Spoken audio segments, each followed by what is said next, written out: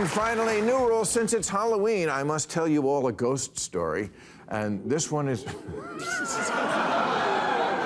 And this one is really scary. It's not about the kind of ghost that rattles your chains or turns your lights on and off or, you know, lends a sensual helping hand with your pottery. No, this kind of ghost sells dishwashers.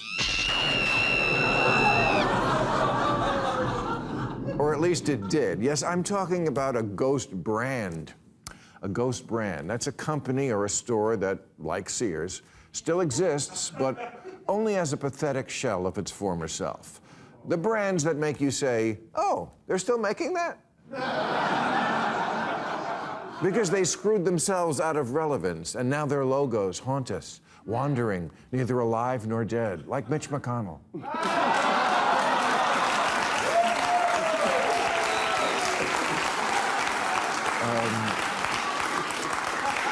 I'm talking about brands like Kodak, Polaroid, Radio Shack, GE, Atari, and RCA. They still have value because name recognition is a huge asset, and so is nostalgia.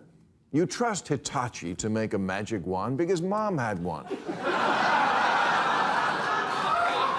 And let's leave it at that. But it's not where you want to be as a business, barely surviving on old customer habit with just enough juice in the name to still slap it on something and sell it somewhere. That somewhere being a street vendor's table in Chengdu, where you can get a Playboy keychain for $1.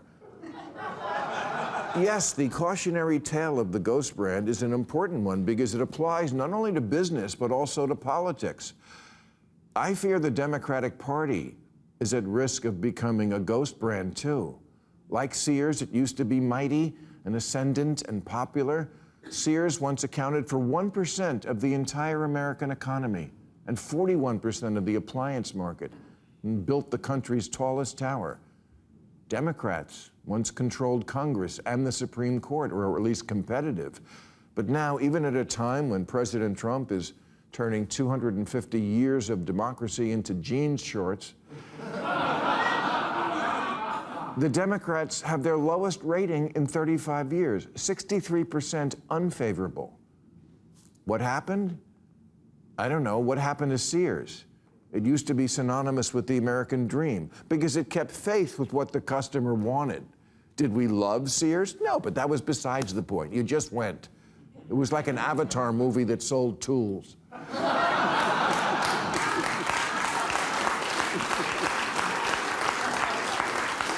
It used to be where your family bought everything, from school clothes to appliances to your family Christmas portrait.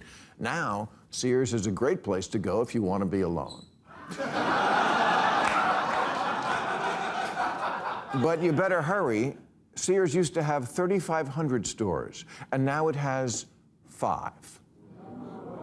Same thing happened to Playboy, except in silk pajamas and a captain's hat.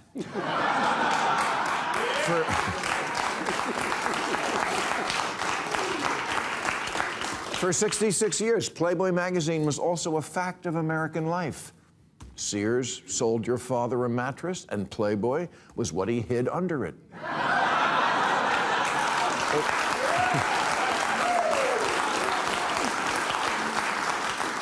It was a surefire product. Pictures of tits, and then 25 cartoons about fucking Santa Claus.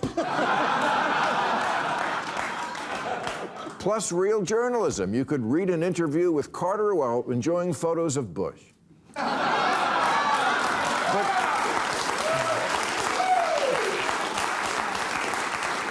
But then it started messing around with the formula. Like the Democratic Party, Playboy decided they didn't need straight men anymore. They put transgender women and gay men on the cover, and predictably, sales, like their subscribers' penises, collapsed.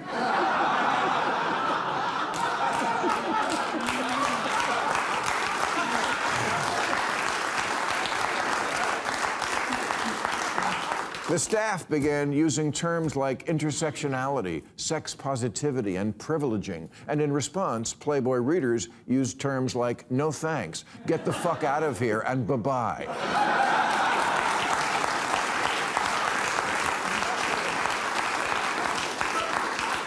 At one point, Playboy, yes, Playboy, even dropped the nudity, which is like cigar aficionado announcing, we're getting rid of the cigars.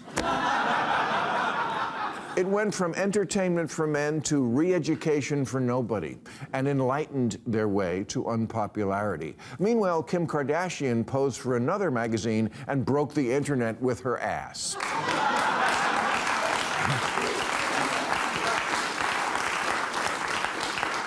Sometimes you gotta give the people what they want.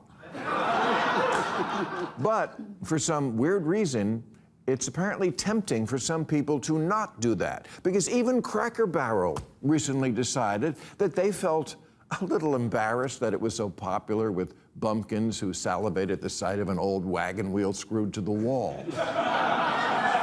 So they changed it to this, which got them no new customers while pissing off the old ones. It reminded me of when Chuck Schumer said in 2016 that for every blue-collar Democrat we lose in Western Pennsylvania, we're going to pick up 2 moderate Republicans in the suburbs of Philly, Ohio, Illinois, and Wisconsin. Yeah, how'd that work out?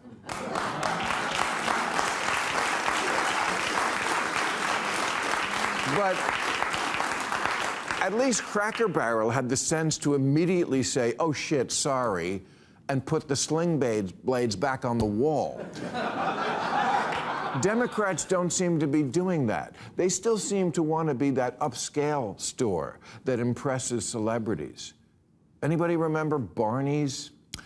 It was this store in New York that started in the 1920s, as a discount clothing joint on unfashionable, grimy 7th Avenue, a place where their customers, the working man, could get a decent suit at a very reasonable price.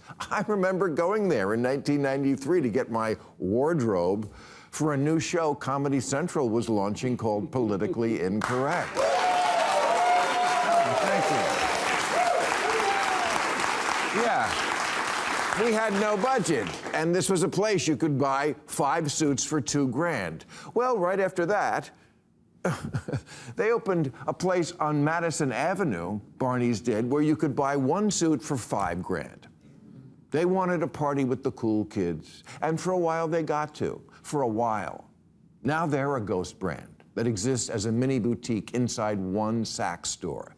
And I'm not making this up just because it's Halloween, but after Barneys closed for good in 2020, it became, yes, a spirit Halloween.